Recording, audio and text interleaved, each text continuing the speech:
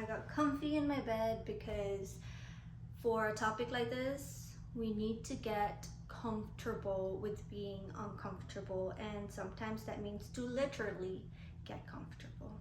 Being too nice will destroy you, especially if you are the type of person who sees being nice to how worthy you are, how good of a person you are. Niceness can destroy you when you prioritize being liked and catering to other people's needs versus being respected. That could just also mean respecting yourself, and that comes with standing your own ground even if people don't like you.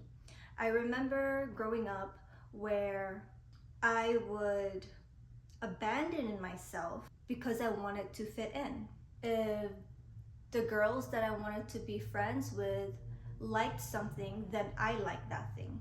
If they didn't like something, then I suddenly didn't like that thing either.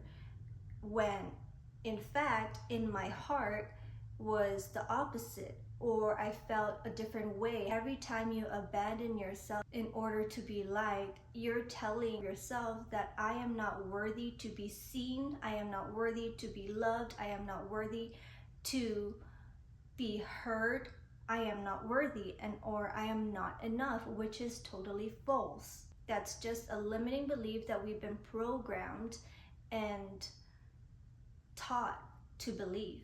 Being nice and having that as your personality could set you up to having a victim mentality, where if things don't go your way, if people don't act accordingly, then you have that woe is me mentality. And I've been there for years. So I am speaking not only to you, but to all the past versions of me and the current version as me as well, because I'm still a work in progress. When you have that victim mentality, it's so easy to start blaming everything and everyone and not take responsibility for where we're at in life, because it feels so much easier, it feels safer, it feels comfortable. But with that, we're also giving away our power to become that version of ourselves that we know that we are, the version that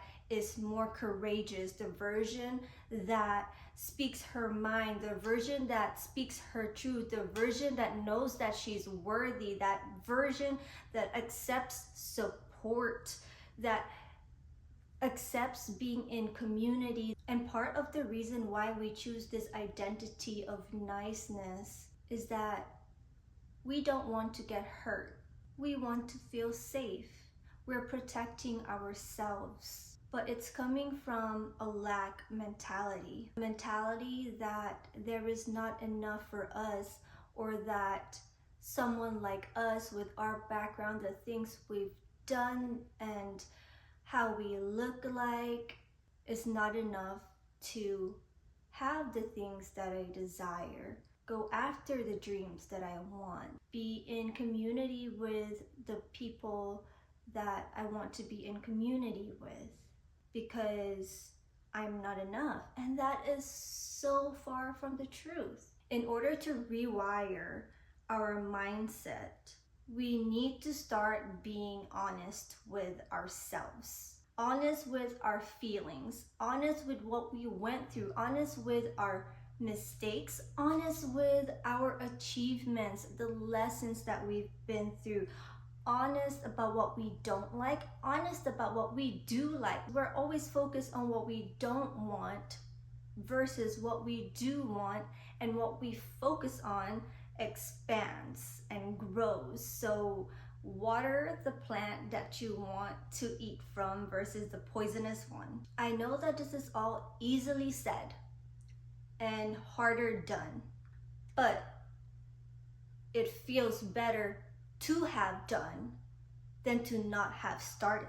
Because for years I have embodied that identity, that I had to be nice and I had to condense myself in order to go about this world and feel safe. I believed that I needed to water myself down in order to be accepted, feel safe, be seen, and valued. Imagine going to a grocery store and you want to get juice. One box of juice says that this is 100% juice. This other container says that this is 90% water and 10% juice. Which would you rather have? I would rather get the juice that is 100% juice. And that's the same with you, because the content of it is more nourishing, it's real, and you get the full benefits of the juice. The world benefits when you are your full self. Well, Jovi, I don't even know how to get to that version of me that's 100% me when I've been living as that 10% me. I get it. I know what that feels like. I'm not yet even in 100% myself, okay? However, that's where the potential and the possibility lies, because now you get to create the contents of what makes you you. What do you want to have in this juice that is you? Do you want apples, pineapples, oranges? Do you want a lot of antioxidants and vitamin C? Do you want it to have collagen when you drink in there? Whatever it may be, you can start exploring and researching and trying different things out to create this elixir that is you. And see it like you're conducting an experiment. Not all experiments are gonna go the right way, and sometimes we have to keep trying different methods and ways and collaborate with other people, research different things, and sometimes it takes time to get the result that we want. When I think about scientists, they go into it knowing that they're going to run into failures, to lessons, to things not working out. But do they say, I'm no longer a scientist? No, it's about having that mindset of, what can I learn from this? Who can I become? What resources do I need? What skill sets do I need more of so that I can get the result that I want? Because at the end of it, the best result is who you become, because you are worthy. You're worth the investments, the lessons, the small wins, the big wins, all the in-betweens. You are so freaking worthy.